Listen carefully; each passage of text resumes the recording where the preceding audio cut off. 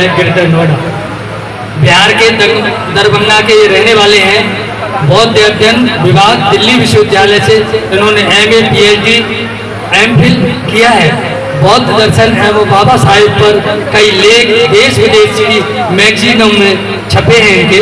Vietnam, Thailand, Cambodia देशों में बौद्ध कार्यक्रमों में भाग लिया है। भारत में कई विश्वविद्यालयों में 20 वर्षों से अधिक बौद्ध संगोष्ठियों में प्रतिभाग कर लेखन और वक्तव्य देते रहते हैं।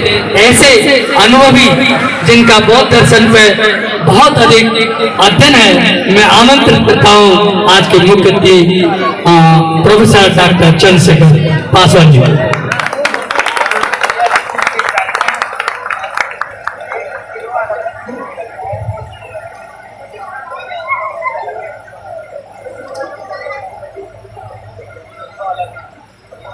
नमो बुद्धाय, जय भीम। सबसे पहले मैं अंबेडकर समाज कल्याण समिति को धन्यवाद देना चाहता हूँ कि इस मौके पर मुझे आप लोग कुछ बोलने का अवसर दिया है। उपस्थित यहाँ अध्यक्ष इस मंच का संचालन करने अध्यक्ष देवेंद्र सर जी, राजकुमार जी मेरे मित्र भी हैं दिल्ली यूनिवर्सिटी से, मेरे बहनों बंधुओं, मेरे कहने के लिए अब कुछ बचा नहीं क्योंकि मैं अंतिम वक्ता हूँ। इसीलिए जो बाबा साहब पर बात है वो सब चीज़ लगभग लोग बोल चुके हैं और तो वो चीज़ रिपीट ही होगी मेरे ख्याल से, लेकिन कुछ न कुछ आया हो तो बोलना ही पड़ेगा। तो मैं बाबा साहब और चूंकि बुद्ध की मूर्तियां यहाँ रखी हुई हैं तो मैं दोनों को सामंजस्य मिला के, क्योंकि बुद्धिज्म से रिलेटेड है तो इसीलिए मैं थोड़ा बहुत उस काम को आगे बढ़ाते हुए बाबा साहब की कुछ बातों को मैं रख सकता हूँ। यहाँ से शुरू करता हूँ आप लोगों को। स्वाभाविक है, बाबा साहब अम्बेडकर 14 अक्टूबर 1956 को बौद्ध धर्म में दीक्षित ले लिए थे। उन्होंने दीक्षा ले लिया था। उन्होंने बौद्ध धर्म क्यों अपना लिया?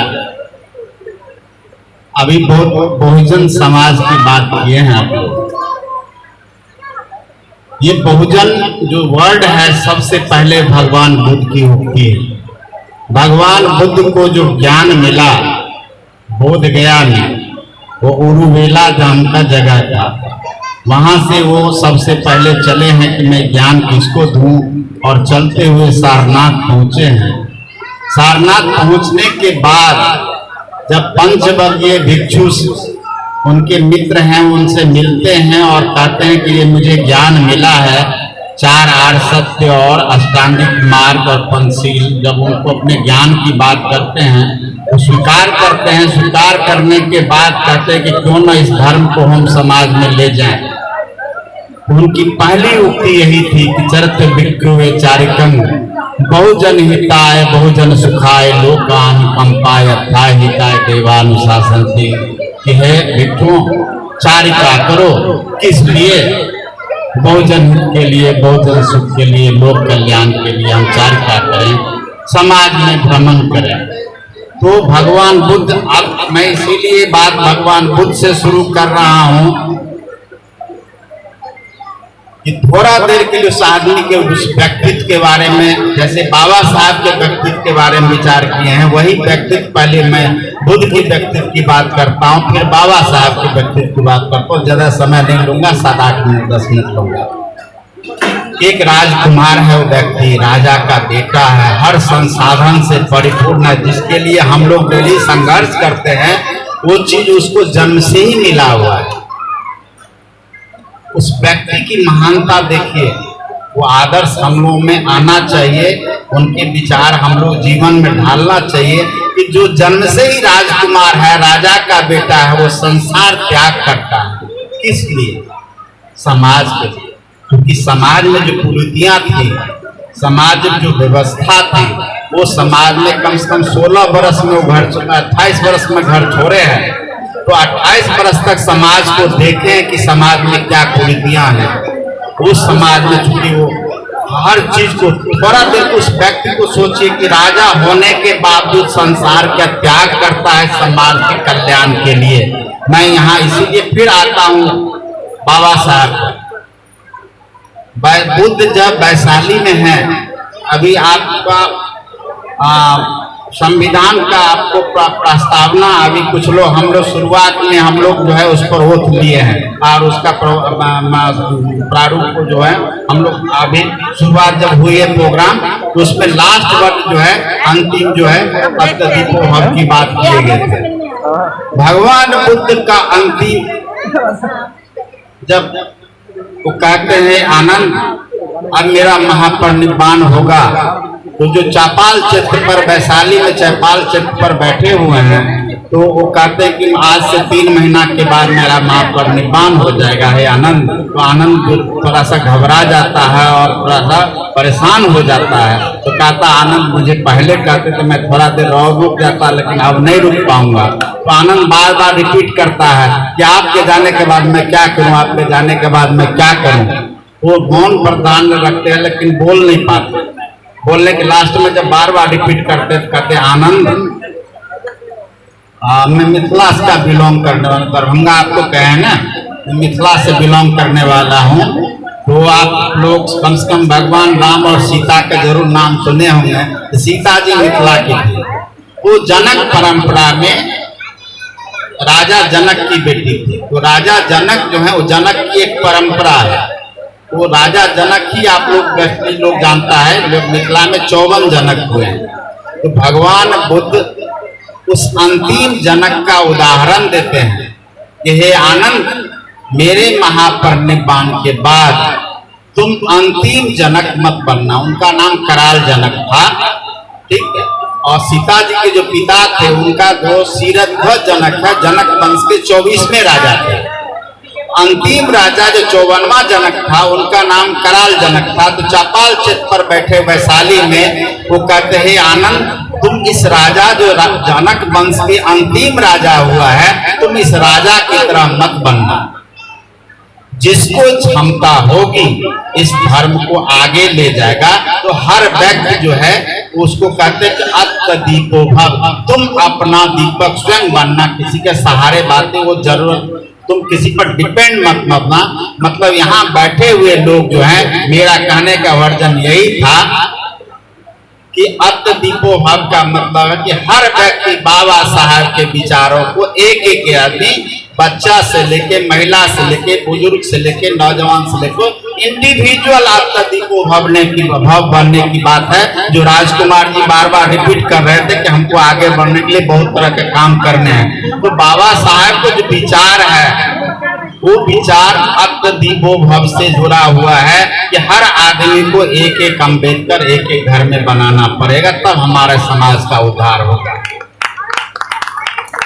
तो भारतीय संविधान में बाबा साहब मैत्री और करुणा का जो है, समता का जो भाव लाए हैं, ये भाव वहीं से है।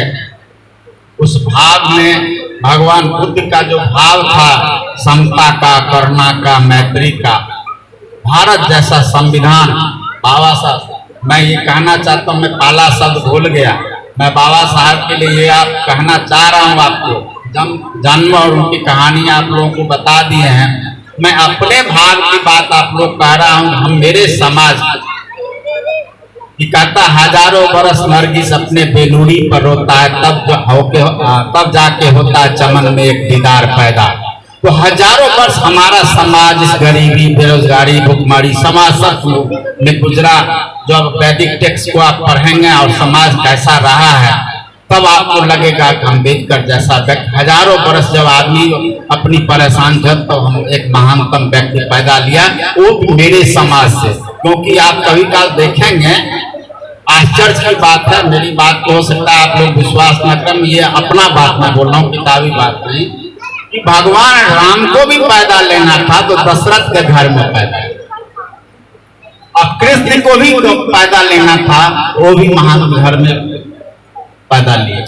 इवन कि मैं बुद्ध की भी बात ले लेता हूँ, तो बुद्ध को भी यदि पैदा लेना था गौतम के रूप में, वो भी राजा के घर में ही पैदा लिए। क्योंकि भगवान कृष्ण गीता में कहते हैं कि श्रेष्ठ पुरुष जो करता है उसके अनुकरण सारे लोग करते हैं।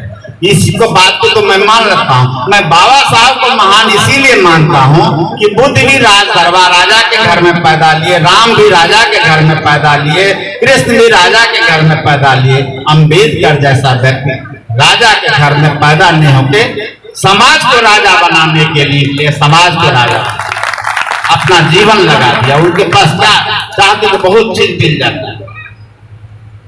कैलिफोर्निया विश्वविद्यालय, समाज के यहाँ बच्चे बैठे होंगे, माँ बैठी हुई हैं, गर्व की बात है इस देश के लिए भी, हम समाज के लिए तो है ही कि कैलिफोर्निया विश्वविद्यालय ये नहीं लिखता है कि अम्बेडकर यहाँ से पढ़ के गया। कहता इस विश्वविद्यालय को गर्व है कि अम्बेडकर जैसा व्यक्ति यहाँ पढ़ा है।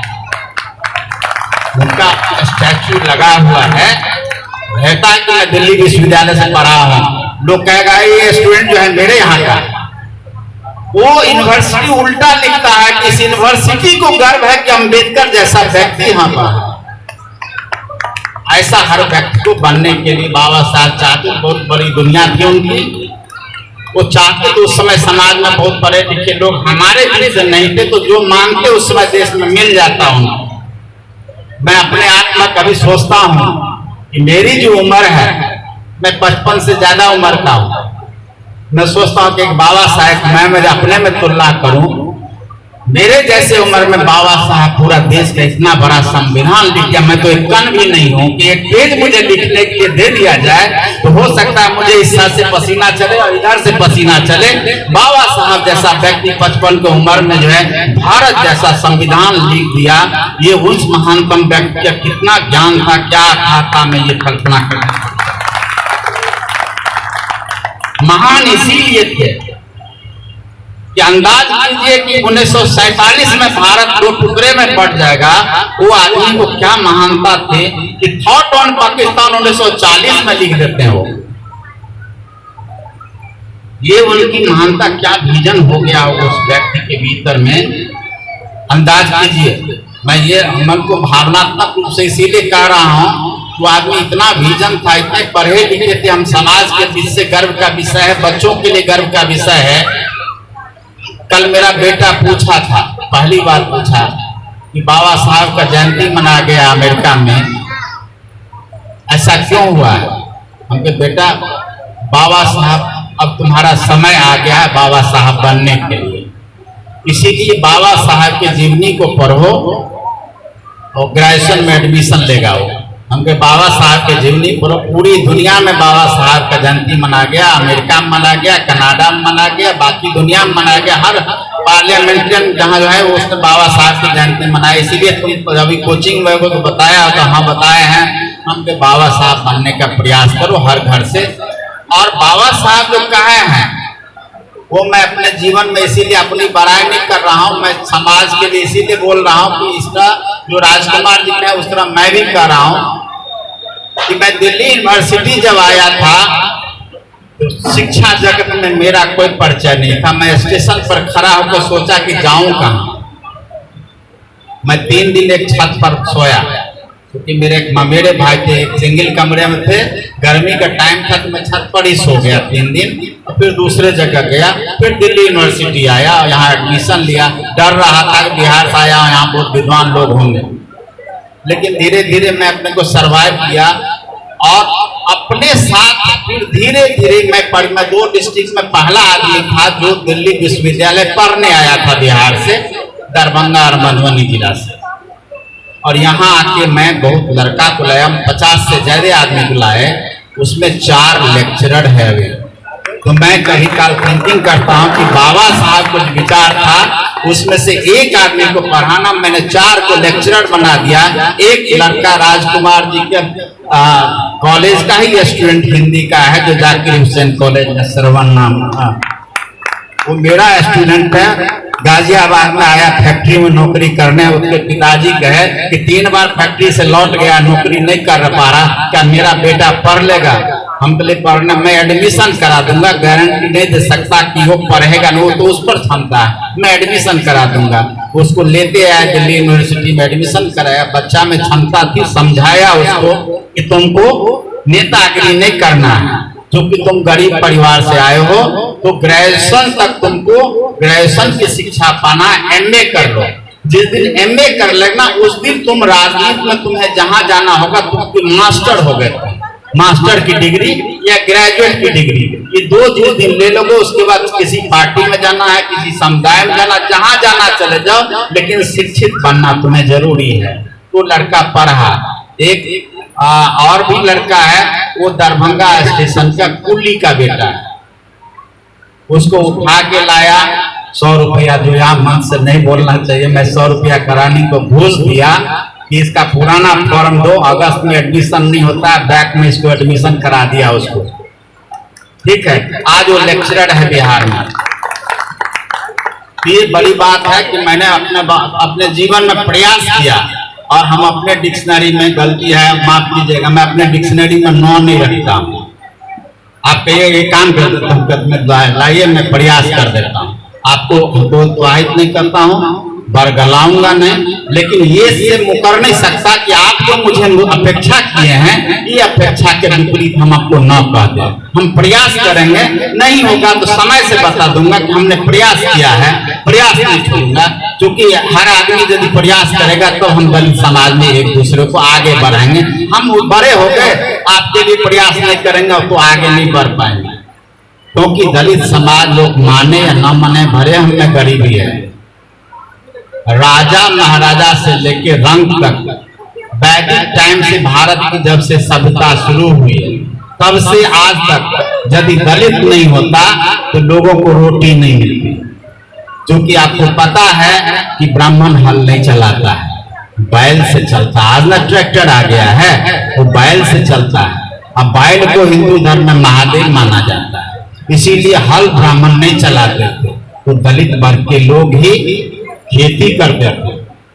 तो इस देश में राजा जो खाएगा वो दलित खिलाया है उसको। ये गाजियाबाद में जितना बिल्डिंग है, पूरी दुनिया में पता कर लीजिए आप, मोस्टली लोग का जो है, हम मेहनत कर, जो हम दलित वर्ग के लोग हैं, क्योंकि हम लोगों में गरीबी ज्यादा है, बहुत पढ़े लिखे नहीं, तो इसकी मेहनत से मेट्रो बना है या घर बना है, मेरे ही मेहनत से। हो सकता है इसका मापदंड, वो श्रेय मुझे नहीं मिला, और वो श्रेय नहीं मिलने पर बाबा साहब पर आते हैं कि शिक्षा मुझे जरूरी है, क्योंकि शिक्षा रहती तो बेरोजगारी से लोग नहीं मरता, क्योंकि गरीबी भूखे मरते। अब तो लग नहीं रहा कि लोग भूखे मर रहा है, थोड़ा बहुत होगा तो होगा, लेकिन मैं गरीबी मैं भी देखा हूँ अपने समाज में कि 2-2 दिन लोग खाना नहीं खाता था। आपके पास उत्तर प्रदेश में लोग रोटी खाते हैं, चावल कम खाते हैं। हो सकता है उस जमाने में चावल जिसके घर में न हो उसको लगता होगा कि हम गरीब हैं। बिहार में क्या था कि चावल लोग ज्यादा खाता है ताकि और रोटी कम खाते हैं, तो गरीबी में वहाँ रोटी लोग खाता था, घर में चावल नहीं मिलता था, तो लोग क्या करता था, दर्रा कर लेता था चावल की, गेहूं को, और उसको उबाल के खाता था कि वो चावल का रूप ले ले। ये गरीबी मैंने देखा, अब नहीं है। वो बाबा साहब के कारण जो है धीरे धीरे चेतना आई है लोगों में, और चेतना के बल पर धीरे धीरे जो समाज है बढ़ रहा है। मैं राजकुमार जी का एक बात का समर्थन करते हुए आप लोगों से अपेक्षा करता हूँ, और वो चीज मेरे पास नहीं है, ना उम्र है मेरे पास, पैसे नहीं है। इंस्टीट्यूशन बनना चाहिए हर आदमी को। 3 चीज, एक तो अपना पॉपुलेशन दलित कम कर लें, दूसरा है कि शिक्षा सबको दें, तीसरा है कि नौकरी अब घट रहे हैं कि प्राइवेटेशन हो रहा है, हम आप उसको प्रयास कर रहे हैं। प्राइवेटेशन लोग पढ़े लिखे जान रहे हैं कि क्यों हो रहा है, क्योंकि उसको डर लग रहा है रिजर्वेशन का। रिजर्वेशन बड़ी बात नहीं है, रिजर्वेशन दलित को मिला है, इसको अपराध नहीं है। पूरी दुनिया के भारत की परंपरा संस्कृति जब से शुरू हुई है तब से भारत में रिजर्वेशन है। मैं अभी 12 तारीख को 12 अप्रैल को मैं BHU बनारस हिंदू यूनिवर्सिटी गया था, पॉलिटिकल साइंस डिपार्टमेंट, बाबा साहब की जयंती पर स्पीच देने के लिए। मैं वहाँ ये बोल के आया हूँ कि आप लोग बरगलाइए नहीं दलितों के रिजर्वेशन तुम ले लिए हो। जब से भारत की संस्कृति शुरू हुई है तब से रिजर्वेशन है। आज वर्तमान परिस्थिति में आपको दिखाई दे रहा है कि दलितों को रिजर्वेशन है। सभ्यता शुरू हुई, ब्राह्मणों को रिजर्वेशन मिला, सभ्यता शुरू हुई, क्षत्रिय कुल में पैदा लिए, या तो राजा बनेंगे या सैनिक बनेंगे। वहां रिजर्वेशन आपको था। 1 लाख 1.5 लाख से ज्यादा मंदिर, शायद ज्यादा ही होगा, मेरे गिनती मैं मुंह से वैसे बोल रहा हूँ। एक मंदिर में 3, 4, 5 पुजारी होता है, 99% वो ब्राह्मण ही होते हैं। आप लोग देख रहे हैं कि कोई गाना गा रहे थे तो हर आदमी दान दिया। उसी तरह मंदिर में तो लोग दान देता है, मंदिर की व्यवस्था है। एक परिवार में 5, यदि एक ब्राह्मण एक मंदिर में एक ब्राह्मण है, उसके पास 4 फैमिली मेंबर, 2 बच्चे 2 हैं, उनका रोजी रोटी चलता, वो भी रिजर्वेशन का ही एक रूप है। लोग माने या ना माने, मंदिर में ब्राह्मण ही रहते हैं, वो भी एक रिजर्वेशन का रूप है। मेरा 14%, 22% रिजर्वेशन है, तो आपको बड़ा बुरा लग रहा है कि रिजर्वेशन दे रहे हैं। हम रिजर्वेशन मांग नहीं रहे, हमारी समस्या है। राज दरबार आपको था तभी आपको रिजर्वेशन चाहिए था, हम गरीब हैं तो मुझे रिजर्वेशन है, तो आपको खराब लग रहा है। तो ये सब बातें मैं बाबा साहब के विचारों पर आते हैं। 1942 में यदि वो आदमी चाहते, आप एक व्यक्ति को देख लीजिए तो 1935 से 1956 तक वो व्यक्ति समाज से लड़ रहे हैं। चावदार आप इनहेलेशन ऑफ कास्ट बाबा साहब का है। 1923 में जब चावदार तालाब का पानी पीने गए, तो मैं सत्याग्रह की बात करके अपनी वाणी को विराम दूंगा कि सत्याग्रह 2 आदमी किए मेरे अनुसार, एक गांधी एक बाबा साहब। सत्याग्रह वर्ड सत्य पर आधारित आग्रह सत्याग्रह। 1923 में चावदार तालाब का पानी पीने के लिए जो बाबा साहब ने जो आंदोलन किया था बंबई में, उनका जो स्पीच था वो उनको स्पीच देने नहीं दिया गया। वही इनहेलेशन ऑफ कास्ट है, वो बुक बन गया। आपको बाबा साहब की जो बुक है इनहेलेशन ऑफ कास्ट, वही चावदार तालाब पानी में अपने लोगों को जो भाषण देने के लिए बनाए थे वो बुक हो गया। उस व्यक्ति की महानता को समझिए कि मैं भाषण दे रहा हूँ, ये बुक नहीं बन सकता। बाबा साहब भाषण देने जो बुक गए थे वो एक बुक है। अभी बाबा साहब कहे थे कि चावदार तालाब पानी पीने से अमृत नहीं है, कि पी लूंगा और अमर हो जाऊंगा। ये चावदार तालाब का पानी मैं इसीलिए पीने आया हूं कि इसमें मेरा भी अधिकार है। यहां मैं अपने इस परिस्थिति से जोड़ना चाहता हूं कि इस देश में 4 कैटेगरी के लोग हैं। तो 4 कैटेगरी में और 1 अरब जनसंख्या है, 2 तरह की बात है। 4 कैटेगरी है तो 1 कैटेगरी मैं भी हूँ, समाज का, इस देश का एक हिस्सा मैं भी हूँ। और 1 अरब जनसंख्या यदि है तो उसमें से 25 करोड़ की जनसंख्या मेरा भी है। तो इसमें दोनों तरह का राइट जो आपका है वो मेरा भी है। इस देश के विकास में जो योगदान आपका है, इस देश में मेरा भी वही है। मेरे विकास को आप ध्यान नहीं देते, आप अपने विकास पर करते कि मैंने ये कर दिया। इसीलिए हम समाज को उसकी बात छोड़ दीजिए। विवेकानंद कि व्यक्ति यदि अपने पूर्वजों के बारे में लज्जित होना शुरू कर दे तो समझो उसका अंत आ गया। मैं यहाँ ये कहना चाहता हूँ कि बाबा साहब के बारे में, हम अपने पूर्वजों के बारे में कभी लज्जित नहीं हो। जहां भी रहें ये मत सोचें कि अरे यहाँ 10 आदमी दूसरे का परिवार का है, दूसरे समाज का है, यहाँ क्या बात करूं। ठसके से आपको बोलना है कि हाँ मैं इस समाज से हूँ, इस देश में हिस्सा मेरा भी है, बाबा साहब का भी हिस्सा है, बाबा साहब के अनुयायी होने के कारण इस देश में मेरा भी हिस्सा है, मैं भी अनुयायी हूँ। मुझे भी विकास करना है। जो प्रश्रय तुम्हारा है, जो दावा ठोक रहे हो, वही प्रश्रय मेरा भी है इस समाज का, इस देश के विकास में। तो मैं विशेष बात नहीं करते हुए, हो सकता है बात ऊपर नीचे मैं बहुत बात कहा हूँ, अंत में 2-3 बात मैं और बस 1 मिनट और कह दूंगा। राजकुमार जी सम्राट अशोक की बात कह रहे थे। मैं सम्राट अशोक की बात आपको बस एक लाइन में ये कहना चाहता हूँ अपने समाजों से कि बुद्ध के विचारों को पूरा देश में, ये गाजियाबाद के बगल में मेरठ है, आप कभी जाएंगे क्रिकेट मैच देखने के लिए फिरोज शाह कोटला जो क्रिकेट का ग्राउंड है उसमें सम्राट अशोक का एक पिलर लगा हुआ है, वो पंजाब के टोपरा से उठा कर रखा हुआ है। और आपके गाजियाबाद के बगल में मेरठ है, मेरठ का जो पिलर है सम्राट अशोक का, वो 12 हिंदू हॉस्पिटल दिल्ली विश्वविद्यालय में लगा हुआ है। और पूरे ईरान से लेके और बांग्लादेश तक सम्राट अशोक का पिलर इंस्क्रिप्शन सब जगह लगा हुआ है। वो बुद्ध का उपदेश है। उसमें समाज से मैं ये कहना चाहता हूं कि वो सम्राट अशोक, उसमें एक शब्द लिखा है बचोपुति, धर्म समन्वय।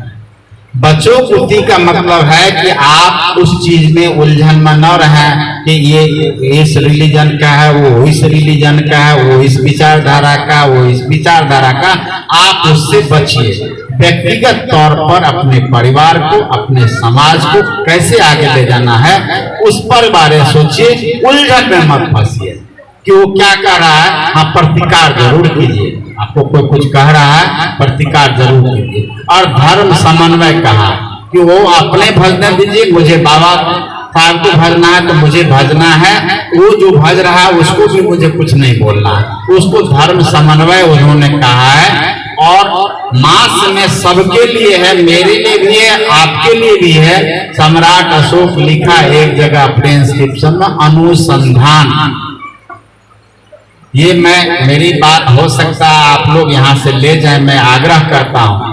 सम्राट अशोक अनुसंधान वर्ड इसीलिए लिखा है अपने इंस्क्रिप्शन में कि कहा है कि प्रत्येक व्यक्ति को सामने ये सोचना चाहिए कि आज हमने क्या किया और कल मुझे आज जो किए हैं उसका प्रतिफल या कल मुझे क्या करना है। तो अनुसंधान वर्ड हर व्यक्ति के लिए लिखा है कि आप सामने प्रत्येक दिन सोचें कि आज हमने क्या किया है। तो सम्राट अशोक की बात को मैं ये अनुसंधान वर्ड पर सबको कह रहा हूं कि एक सब प्रत्येक दिन सोचिए कि आज हमने अपने परिवार के लिए या समाज के लिए आज हमने क्या किया, कल मुझे क्या करना है। तो इस बात को कहते हुए कहना तो मुझे बहुत चीज था, लेकिन मैं थोड़ा सा समय का अभाव, मुझे अपने दिल्ली विश्वविद्यालय गाजियाबाद से मुझे 40 किलोमीटर जाना है। मेरी पत्नी और बच्चे का कॉल बार बार आ रहा है, तो इसीलिए मैं माफी चाहते हुए नवो बुद्धाय जय भीम, मुझे आने के लिए बहुत बहुत धन्यवाद। मैं बुलाया गया, मैं अवभाग्य है मेरा काम आप समाज के बीच में मैं आ सका। और आप लोगों से आग्रह करता हूं कि मेरे यहाँ दिल्ली गौतम बुद्ध यूनिवर्सिटी इस एरिया का अकेला गवर्नमेंट यूनिवर्सिटी है मेरठ के बाद। उसमें जितने प्रकार का दिमाग में लगता है सब सब्जेक्ट है, बायोटेक है, लॉ है, केमिस्ट्री है, फिजिक्स है, बुद्धिज्म भी है। यदि कोई रिटायर कर गए हैं, एमए करना चाहते हैं, बीए करना, तो मेरे यहाँ एडमिशन ले लीजिए, मैं करवा दूंगा। गाजियाबाद से एक रिटायर्ड इंजीनियर 2 किए हैं मेरे यहाँ से जाके एमए किए हैं। और नौजवान कोई टूरिज्म में जाना चाहता हो तो मेरे यहाँ से ग्रेजुएशन कर ले, बीए कर ले।